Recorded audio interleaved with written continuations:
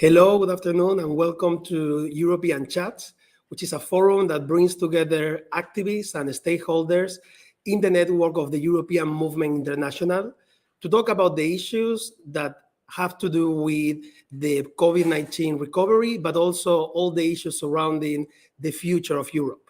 My name is Sebastian Rodriguez. I am a campaign strategist at the European Movement International, and I will be your host today. So welcome from the European Movement headquarters in Brussels. What's about to happen now? It's an online panel discussion, which is going to be streamlined on all our social media, including LinkedIn, YouTube, Twitter, and Facebook. And that means that you can take part in the conversation.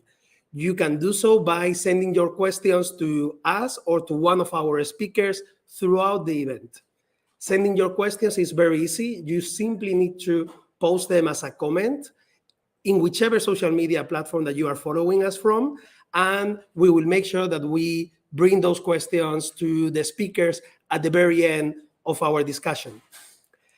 And joining us today, we have the people behind two very well-known organizations in the space of social justice and student mobility. We have Heather Roy, who is the Secretary General of EuroDiaconia. EuroDiaconia is a European network of NGOs providing social and healthcare services and advocating for social justice. We also have with us today Wim Gabriels. He is the director of the Erasmus Student Network, which is the biggest European student organization, and is very active on the field of student mobility and internationalization of higher education. But now you see them on the screen, and I think it's much better that we hear from them and learn a little bit more about what they do and what their organizations do. So welcome both Heather and Wim. And I would like to start asking, for example, Heather, please make an introduction about the work that you do and tell us what are the next big things ahead in your agenda. Thank you very much, Sebastian, and good afternoon to everybody who's tuning in. It's a great pleasure to be part of this European Chat series and share a little bit about the work that we do as Eurodiaconia around Europe. And as Sebastian said, we are a network of over 30,000 social service providers or actors for social justice around Europe, beyond the European Union, but the whole continent of Europe. And our members have a Christian basis, but are all part of various systems in different countries to provide social and healthcare services. Our members are particularly concerned at the moment with questions around the rising cost of living, for example. We are seeing increases in the need for material assistance, whether that be food, whether it be housing, whether it be assistance with debt. We're also very interested in demographic change and the future that means for care services. And our members are very, very committed at the moment, as you might understand, to supporting people who have been fleeing Ukraine and enabling them to, for however long, have a quality life in another country. So our work actually spreads across many, many, many topics. Our challenge is always, what do we do, what do we not do? But across our membership, there's a huge amount of work going on to achieve social justice across Europe. Thank you, Heather. And now, please, Wim, take it away. Tell us a little bit more about the Erasmus Student Network and what's the next big thing coming up on your agenda. Thank you so much, Sebastian, for the introduction and for having us here today. So the Erasmus Student Network is a European organization focusing on support for international and international students and Erasmus students and alumni. And we work across 42 different countries, connected to more than 1,000 higher education institutions in supporting students in social and cultural integration. And as ESN, we work with academic years. So at the beginning of the summer, we usually take stock of the past year. We publish our annual report, which we are in full preparation of. And we have several strategic meetings to plan the next year ahead. So we have 2 board members joining us in Brussels, rounding out the team, and the summer will be spent on training them and student representatives from all over Europe that will take the lead in their respective national organizations and project teams. And on the 29th of June, we will have also a very important moment in the European Parliament, where we discuss a pilot action to make traveling more for mobility more sustainable by going into discussion with the European Parliament and MEPs, the European Commission, and partnering up with student organizations and Generation Climate Europe, where we will launch a petition to improve the green travel support for students, to make sure that students receive better support for their green top-ups, because we noticed in our research that the habits of students is very much impacted by financial means. So in order to make students travel more sustainably, we need to give them more financial means. So those are some of our biggest things coming up. Thank you, Wim. Thank you, Heather. I would suggest that we move now to something that is being discussed here in Brussels, but definitely in the rest of Europe, and that is the conference on the future of Europe. And there's been a lot of, the conference is now over, and now we are looking forward to seeing how the different specific recommendations that the citizens, but also the civil society partners, the NGOs have put forward. What do you think are the key issues, and taking a stock from this conference on the future of Europe, what do you think are the key issues that the EU should work on moving forward? Maybe we can start with Heather. Thank you. I mean, one thing about the conference on the future of Europe and reading through the final report and the recommendations is, I suppose one of the first things I said was, what's new here? Because much of what came out of the conference on the future of Europe is incredibly valuable, but is actually what a lot of organisations such as ourselves, as Eurodiaconia, and other civil society actors have already been saying. So if we look at things around the use of the European Pillar of Social Rights as a compass, digital transition, the work that's recommended to be done on having a better green and social deal rather than just a green deal. A lot of that has already been around. And so I suppose what I'm intrigued about is, what is the Commission, the Parliament, the Council actually going to do with the outcomes now? Because we have had for a number of years now lots of positive rhetoric, more or less, around social policy, social justice, about democratic participation. But it has to be converted into either policy, legal frameworks, or financial support.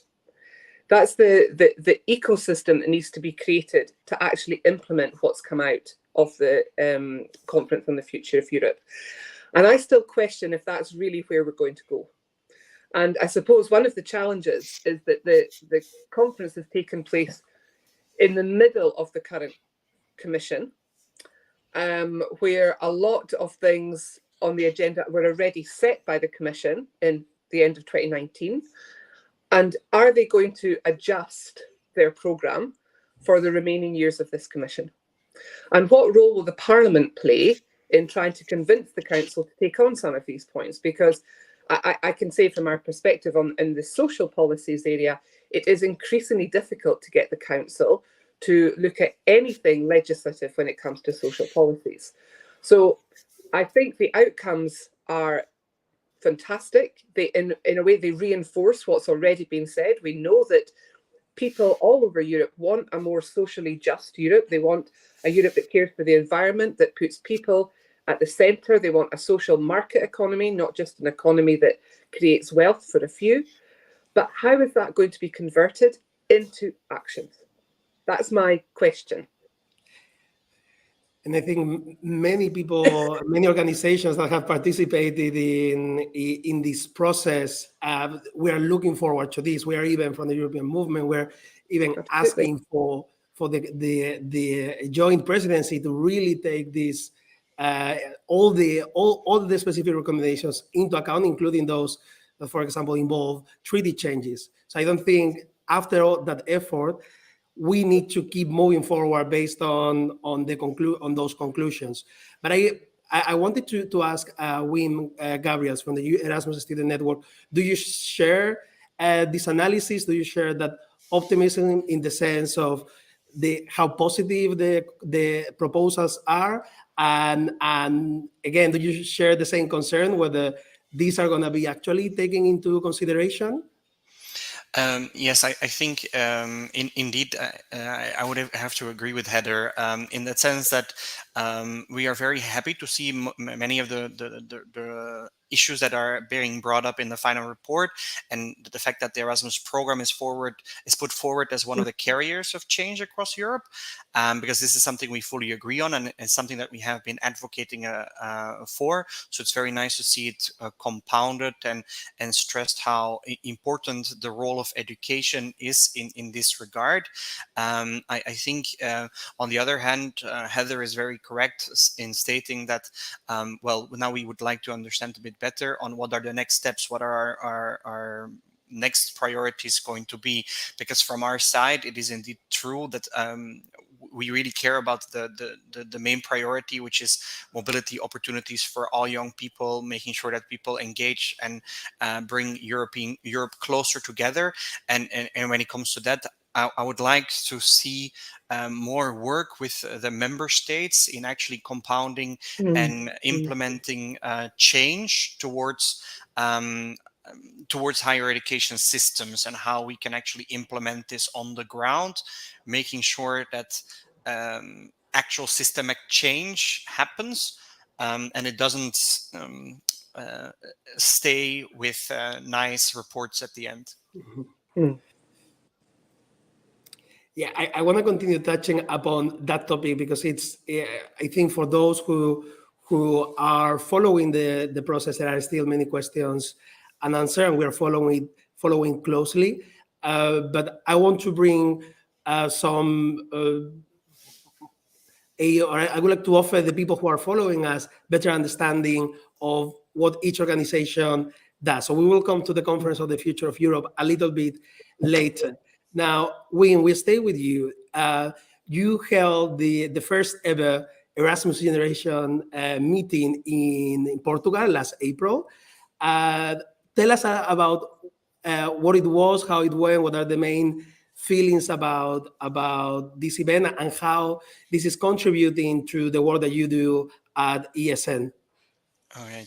So the first ever Erasmus Generation meeting took place indeed in Porto, in Portugal, and it's a gathering of young people that are part of the Erasmus Generation. So people coming from more than 40 countries came together and talked about different challenges that are related to international student mobility, but also to create a common understanding of how student mobility can actually contribute to changes in society. So we discussed very different topics, going from inclusion, sustainability, engagement with local communities, and social impact, to skills and employability. We had over 100 different sessions happening, a career fair.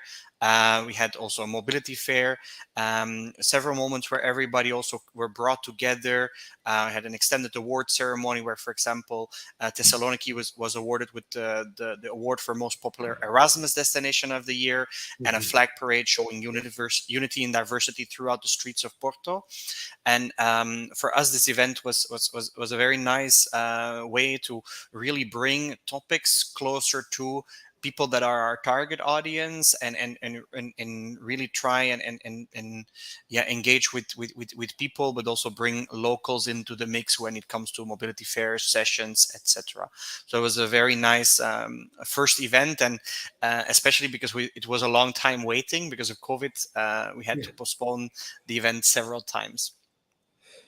Thank you, Wim. And I'm pretty sure that you discussed at this meeting in Portugal something that for you is very important, a project that is very important, the Social Erasmus project. Can you tell us a little bit more about how this project actually contributes to social change?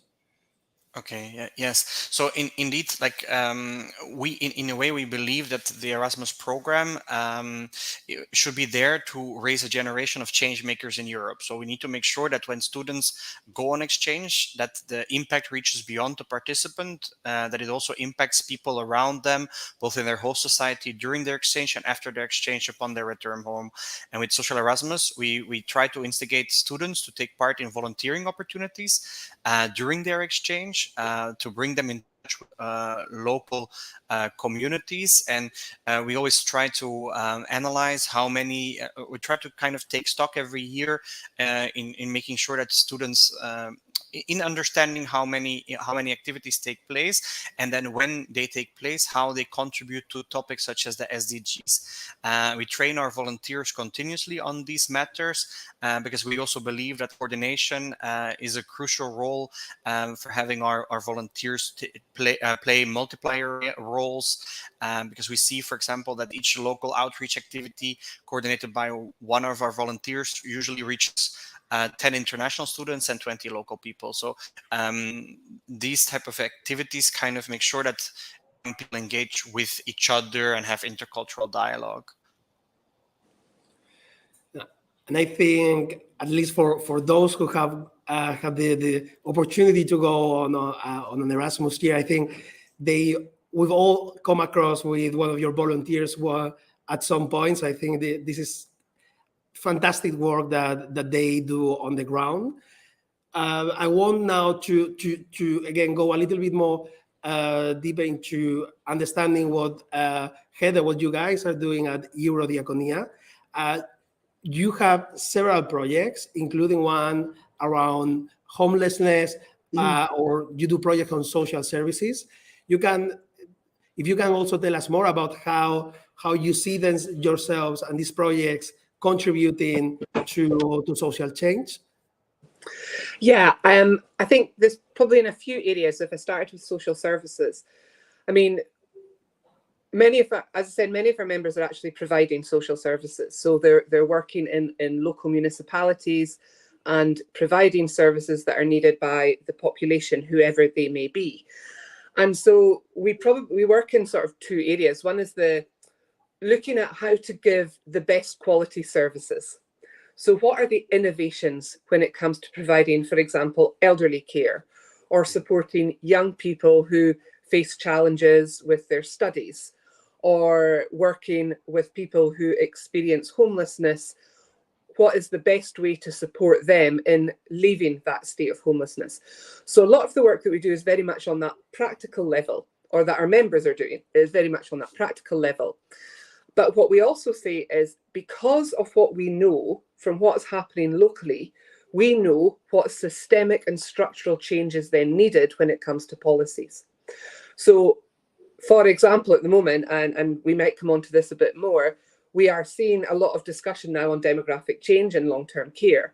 So we are just in the final stages of producing a report on what our members see as the needs for long-term care in the future, and what structural policy change for financial support is going to be needed to do that.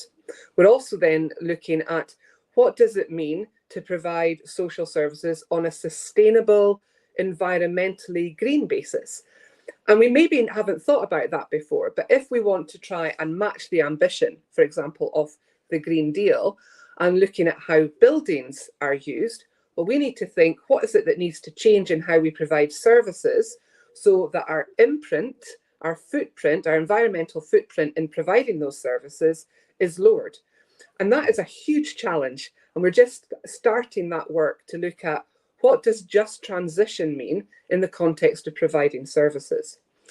This week, we have 35 of our members gathering in Stockholm to look at what are the best practices when it comes to providing support to people who experience homelessness. And then we're going to take that evidence, that data, that experience to feed into the European platform for combating homelessness that's been set up by the member states in the European Commission to look at positive ways to combat homelessness across Europe. So we try to move from the reality and take the reality and the experience and turn that into policy and systemic change. So that's where we're working at the moment. And it can even be things that are not so exciting to other people. But if you provide services, normally that's done on the basis of a contract with a municipality. Does European rules, when it comes to public procurement and competition and market rules, actually allow not-for-profit providers of social services, which are our members, to actually actively be part of the provision of services in that country? Or is there some form of structural prejudice that prevents not-for-profit organisations doing that? So a lot of that is where we move from the what's the reality to what's the policy change that's needed. And I'm going to follow up on that with you, how to go from policy to reality. Before, and since we've been already 20 minutes on our chat, I would like to use this opportunity to encourage everyone who is following us on YouTube, LinkedIn, Twitter, Facebook to send the questions to our guest speakers today. Now you know a little bit more about them and the work that they do. So make sure you post your questions by writing them as a post in whichever social media platform you're following us from, or on Twitter using the hashtag EuropeanChats. And as soon as we have, or at the end, towards the end of the chat, we will make sure that we get those questions answered by our speakers. Now, Heather, I think you raised very important points about how to move from policy to reality, and I think, of course, in order to do that, you need law. You need to pass laws, and at the European level, there was recently a discussion around a common European action on care. What's your take on that? Is it focusing? I mean, because you mentioned also this the concept of long-term care. Do you think they got it? They are getting it right? Would you like to see some improvements around this common European action on care? What's your take? Well, it's a very good question. I mean, we're still waiting to see what the Commission will propose as what they're proposing as a strategy on long-term care. Within Eurodiaconia, we've been looking at the idea of having a care guarantee. And that would align with what we have already for a child guarantee, so ensuring that children have access to services and education and the support that they need, as well as being able to participate in the decisions affecting them. The youth guarantee, which is looking at trying to reduce the number of young people neither in education, training or employment. And then we started thinking about it and saying, well, that's a bit of a cross-life, so a lifespan approach. Why don't we have something like a care guarantee that ensures that anybody who needs care at any point in their life, and the reality is every one of us will need care at some point in our lives. It's not something just for older people. It is something that we may all need in different ways. So we started thinking around the idea of a care guarantee. Now, I'm not saying we're there yet, and we need to see what is within the long-term care strategy. But as I said, we have been quite involved in the discussions with the Commission around this, with the Parliament, and we'll also be producing a report to look at that. If we have to really pinpoint what are our key issues, we know, although I said I think care is across all parts of life, the long-term care strategy is looking particularly at older age care. More and more people want to have care in their own homes. So one of the things we need to look at is how do we fund and provide high quality care that is not just 15 minutes twice a day, but really has a personal connection. How do we do that for as long as possible? And the other thing that has been quite interesting is some of our members have been looking at how to create adaptable housing in the care sector where people can live very, very independently without perhaps any specific care needs, but that the housing can be adapted as their care needs perhaps progress into older age. There's been some very interesting work in Denmark around that. So we're also trying to look at, what are the interesting, the innovative approaches we could have to long-term care that allows people to have the care they want, their choice of care, rather than this is all that's available to you. And then, of course, how is it funded? Because we are seeing our demographic pyramid, of course, is very top heavy. And we will have more and more people needing long-term care in our older population. So how do we fund that? But also ensure, and I look a bit with Wim to that we have intergenerational solidarity when it comes to that. So what are we going to do to make sure that care is how people want it to be, that there's enough of it, that's of high quality, that we have the people to work in the care sector, because the care sector is desperately needing staff. We saw that during COVID. We saw that before COVID. The care sector is not necessarily people's first choice of a career. How do we make it attractive to work in that sector? And that also links to how it's funded. Yeah. I mean, this conversation is so important because, like you rightly say, each one of us will need care at some point, but also, you know, our parents, our grandparents, if we are lucky to have them, they are receiving care at the moment, and I would say it's doing that, providing that service in a European approach, because that's also what defines Europe, the way we take care of the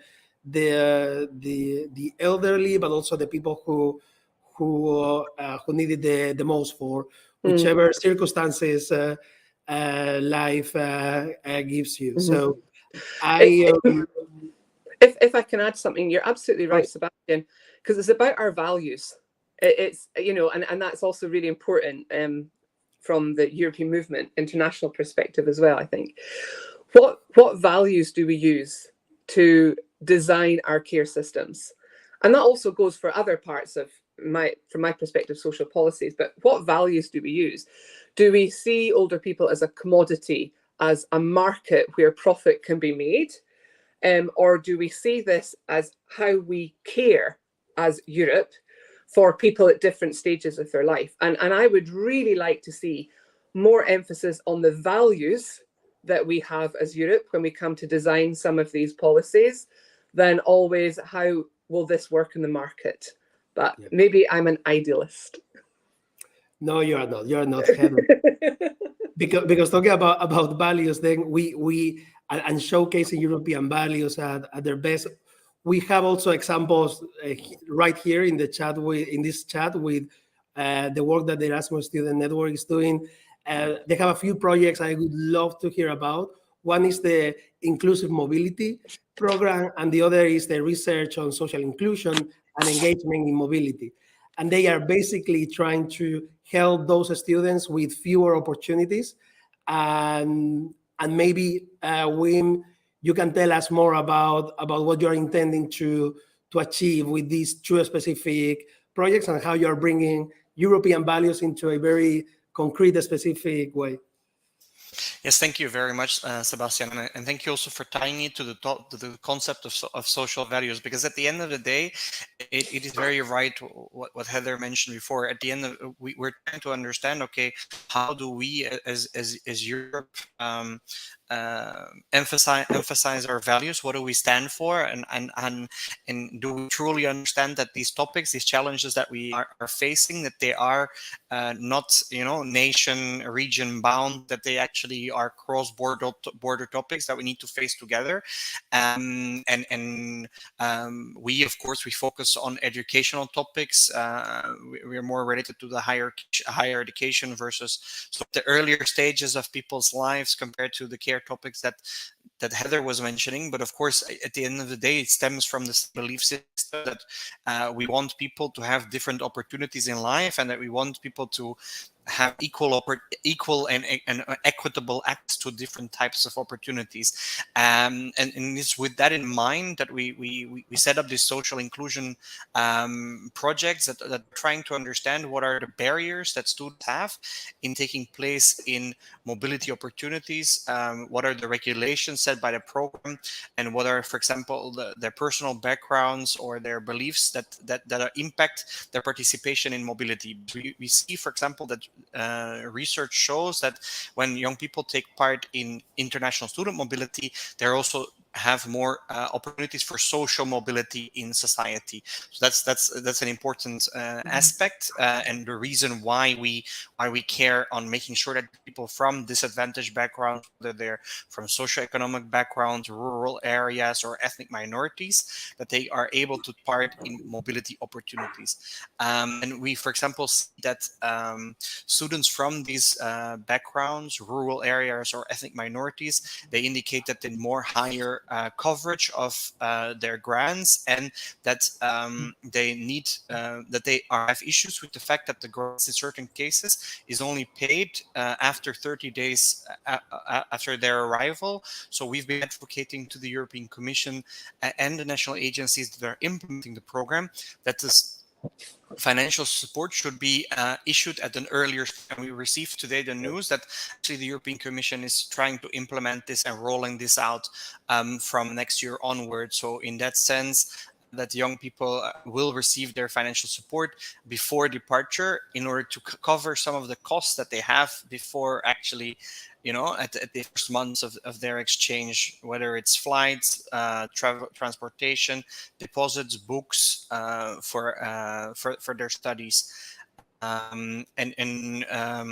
We also see that information and access to information really becomes a topic that still is still very important to tackle, especially when it comes to financial information and transparency about information that is accessible. In the age of TikTok and Instagram, it's important to explain these experiences and these topics in a more accessible and less formal way. So we're also working on providing more spaces for young people to interact directly so that they can experience and exchange experiences. And we created publication with 14 recommendations and guidelines for universities on on how to better implement mobility, but also inclusive communication manual for universities and students and organizations to be better at communicating to different young people from diverse backgrounds. And I know I promised to leave the questions towards the end, but we just received a very relevant question to what you were explaining, Wim. It comes from Anna. She writes from Warsaw, and she's posting this on our Facebook account. So she's watching us from Facebook, and she asked, what are the most common complaints from parents, of course, sending their kids coming from smaller towns and villages about accessibility to Erasmus? So there you go, Wim. You have the chance to give a response to Anna. Well, first of all, thank you very much, Anna, for issuing this question. And I think the most complaints or the most questions from parents are really related to financial support and how these type of measures work and how access works. So when the students receive their support, what type of information is available. We see that this is compounded for students coming from with parents in smaller towns, or students that are first generation students, so that where parents that have not been on exchange, that have perhaps don't really understand higher education systems as much as people with parents that have been on exchange. So it's really about, is this going to impact, for example, the duration of their studies? How will this? What are the challenges that students face? These are most of their concerns. So financial, and I would say also duration of studies, because this has also then financial implications at the end of the day. Those are some of the major topics that are to their concern. And I want to point out that actually our research shows that most of the time students, so in 80% of the cases, students have a positive academic impact because of their exchange. So the fear is generally unwarranted. Yeah, a lot of information is needed and a lot of changes like the one you propose, actually getting the money up front, because then you need to, unless you come, or especially if you come from a certain backgrounds that are probably not ready to assume the cost of the flights, putting the deposit down for whichever for the flat or the student dormitory that they are going to be staying. This is something key that really prevents people from actually going. So Anna, the work that the Erasmus Student Network is doing about, to make that more accessible is super relevant. You feel free to reach out to WIM or to your local Erasmus Student Network to find out more. Now, we've touched upon different things about the work that you do and how important it is, and I love the connection to the European values that it's what this is all about.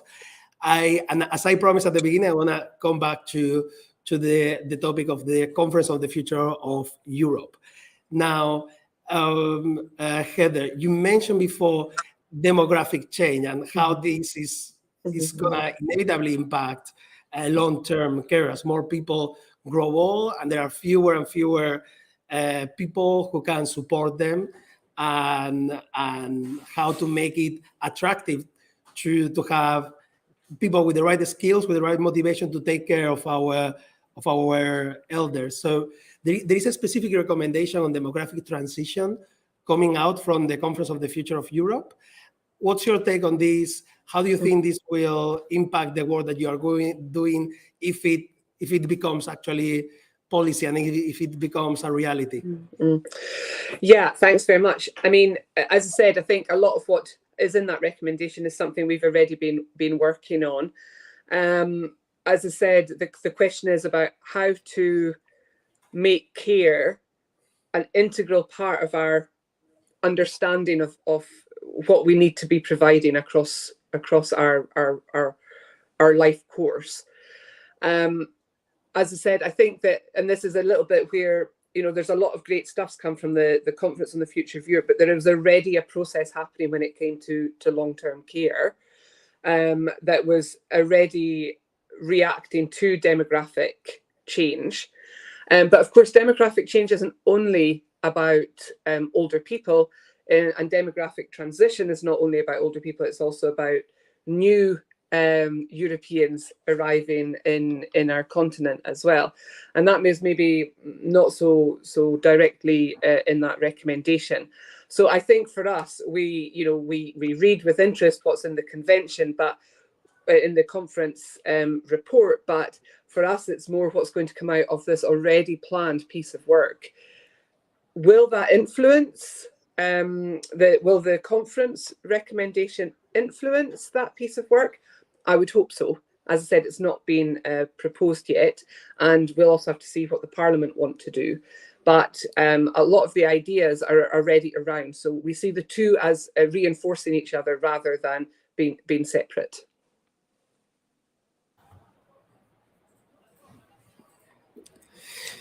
Thank you. And we were going to continue with some of the outcomes from this conference, because the implications will, if they become reality, will have, will be huge. Moving now to WIM, we have a number of measures included in that famous final report that summarizes all the deliberation and all the discussion that has taken place between citizens, politicians, civil society, and such measures include promoting multilingualism, which is at the core of what you do at the ESN, and an early age, multilingualism at an early age, because sometimes when at least it was my experience, the first time that you really immerse yourself in a different language and a different culture was during the year of Erasmus. There are also measures around the creation of EU-wide learning modules for Erasmus students. And what do you think of them? Do you think this is taking the conversation to the right direction? And how will it affect the work that you do at ESN? I think in general, of course, these mentions are positive. There is also a mention, a reference to learning opportunities for everybody. So in that, those elements are positive. But actually, to pick up on what Heather mentioned, I want to point out maybe one element that I find missing, or that I would need to dig deeper in to see if it's also part of the report, and it is more related to what you were mentioning, Heather, and that is the values, and how do we create more collective mindset, right? Because if we want to care more about different topics that come out of the pandemic as that we've seen as core issues, related to our values, but that have been challenging because of budget cuts, etc. Right? Then I kind of see that education very often sometimes focuses a lot on like the improvement of individual processes rather than improving this collective mindset and making sure that young people understand that they are part of a society that has challenges that we need to fix together. So if we want more people to be going into the sector of care, going into jobs that have maybe less financial returns, but maybe more societal impact and societal benefits, then I think we need to also maybe shift a little bit our mindset to how we look at education and how it should contribute to societal challenges. The third pillar of education, social social responsibilities for institutions, and I think there that for me was not fully addressed, and I think that is something that we've actually seen that the Erasmus program also does. So we've seen in our research that people that have been part of exchanges, that have done this type of intercultural learning, that they have engaged with people with different backgrounds, that they have a better understanding of what Europe is and its challenges, but that we really need to compound in and augment their understanding of this feeling.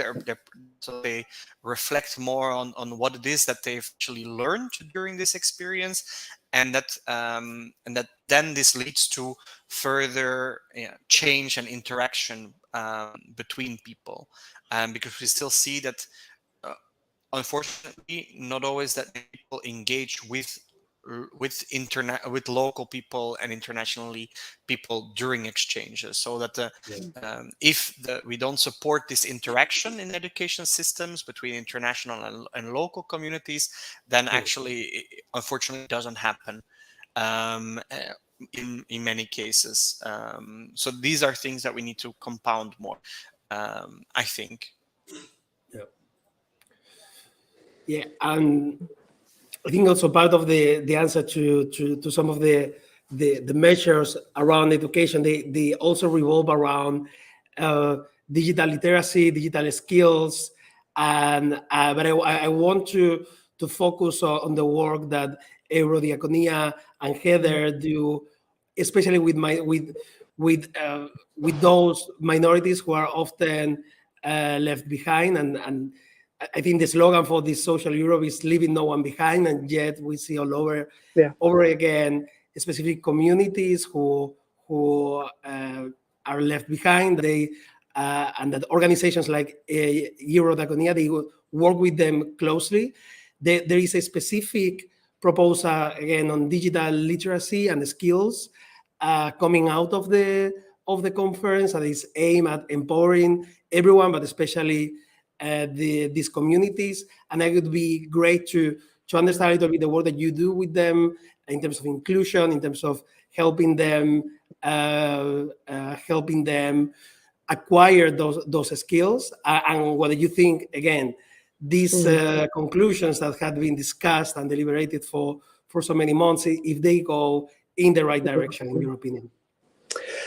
Thanks. And yes, I mean, I think also taking the question around digital literacy and skills along with the proposal on access to digital infrastructure go together from the conference report, because I mean, we saw this, or maybe it became more evident during COVID, the question of digital poverty. And as more and more, particularly children, were studying from home, and their parents were studying from home, but there may only have been one computer in the house or a poor internet connection, this question then came up about what access do people have to both infrastructure and the literacy and skills that are needed today. We particularly work with the Roma communities in Europe. And in fact, last week in Prague, we had a meeting of our Roma network of experts in our membership who are working in projects and policy related to supporting with and for the Roma community, and indeed involving Roma people themselves in those discussions. And it was quite interesting because we were talking about it yesterday, and our intention had been to focus on employment, but actually it moved to education. Yes. Because many Roma children are still not getting access to education in the way that they should. There is still bias and discrimination. There is still a need for support because perhaps parents experience that bias and discrimination in their school years as well. So even before we get to digital literacy, we need to get to education and access to education. But of course, now that access to education comes with a need to be digitally literate. So I think there's quite a lot of interesting proposals coming from the conference. And actually, this question around digital poverty has not been as high on the agenda as it could be. So there's a couple of recommendations on both infrastructure and on the skills and literacy that I think will be essential to be picked up and converted into some sort of action at EU level to ensure that all children, but particularly those who face bias and discrimination when it comes to accessing education, get real support when it comes to both digital infrastructure and digital tools. And it also goes to other groups. If I go back to care, and you were asking me before about the demographic transition recommendation, and in fact, there is emphasis when it comes to the use of technology also in care in the conference report. But we also need to ensure that people in all stages of life have that digital literacy. If you have to arrange your care support yourself using apps, which is what's happening and can work very well, then people need to be comfortable using that. They need to have the finance to pay for a high-speed internet connection in order to do that. If you're living on minimum income, whether it be pension or social security benefits, the chances of you being able to afford the digital infrastructure needed to participate in our digital world is still a question. And I think the other thing that's come up recently, and it's very good to see it in the conference report as well, is the safe and healthy use of digital infrastructure and having a knowledge of healthy and safe use of digital tools as part of the skills work that should be done in digital literacy. Because even with the situation in Ukraine, we start to hear stories of maybe people advertising assistance that isn't so perhaps positive. We are starting to get reports, and other organizations are doing this, of increased trafficking of people coming from Ukraine and the dangers of that. We need to work on that healthy and safe use of the internet, as well as making sure people have access.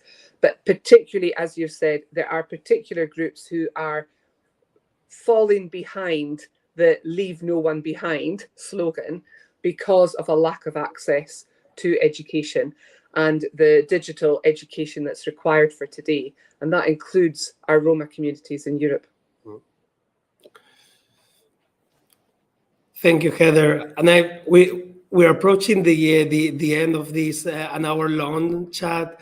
And if there is something that I take away from this, is that today we are seeing two specific examples of people and organizations that really they are bringing those European values to life. They are sometimes we get bogged down in theoretical discussions about what European values mean and how we can communicate them. Well, I think here we have seen two very clear examples.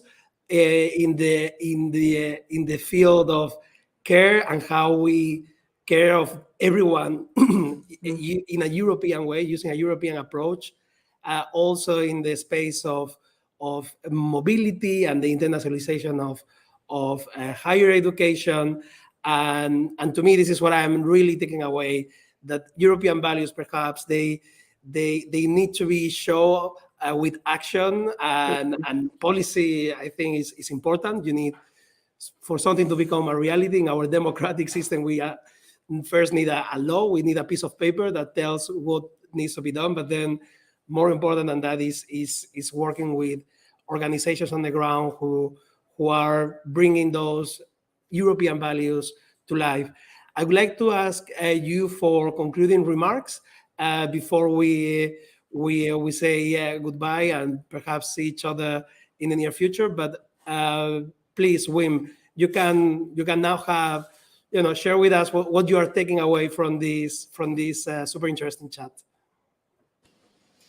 Well, I actually think you summarized it very nicely, Sebastian. I think what I really take on board is the need for a more collective mindset and a more common understanding of the challenges that we're going to face. The climate crisis, nor our social crises are going to stop at the border. And I think we need to have a more collective and common approach, making sure that whenever we try to do action, that we do it together and that we don't fight each other or compete each other. The human values and humanity at the core, rather than profit, because profit is only going to bring us that far if the planet doesn't support our living there anymore. Thank you very much. Heather? Yeah, I mean, this question around values, I mean, we have a commission that's very strong on speaking about values. But the actions that are put in place, if I can be a little bit provocative, are not necessarily that ambitious. I mean, we've just seen, I mean, we have the European Pillar of Social Rights, but it is a guideline, and it's great. I'm very pleased we have it. But then to accompany that, we had some new targets set to reduce poverty. And we have no idea how member states are going to do those. So we have great phrases, leave no one behind. And there's a danger that, and this comes a lot through our membership as well, that something that we call creaming. We do what's easiest to do, not necessarily what's hardest to do, but would have the greatest impact. And an example of that is we've recently, last week, and now I think the council today has more or less approved it, a recommendation on minimum wages, which is fantastic. But now we need to have a framework directive on minimum income, so that if you are not working, you can still live a dignified life. And that is so difficult to get any agreement on with member states for a number of reasons that we don't have time to go into today. But are we avoiding doing the hard thing? But I also know minimum wages was very hard. Or the things that we can get done quickly because we can tick them off a list, rather than having an approach that says, right, what will have the most impact? And minimum wages will be one of those, that's for sure. But minimum income will be needed as well to square that circle, if you like, to have the two sides to the same coin, to allow people to have a dignified life. So when we talk about values, when we talk about what is the point of the European Union, we must make sure that those values are really turned into actions that are sustainable, both in terms of our environment, but sustainable in terms of their implementation, and they are impactful. Because Wim was absolutely right that social questions, mobility, education, it's not a single state question any longer. We saw with the financial crisis of 2008, the question of what was then known as sort of fiscal contagion. What happens in one country will affect another. The same is true for our social life, our social policies, our educational policies. We could have social contagion, high unemployment, high rates of poverty, high levels of exclusion in one country will have an effect elsewhere in the European Union. So we have to put our values, or put our money where our values are, put our legal frameworks where our values are, put our policies where our values are. Then we'll get something done. Thank you, Heather. And in that light, I would like to thank you again, Heather Roy, Secretary General of Eurodiaconia, and Wim Gabriels, Director of the Erasmus Student Network. Keep up with this fantastic work that you are doing. It's been a pleasure to share this chat with you, and I'm pretty sure our paths will cross in the future. Thank you very much. Thank you.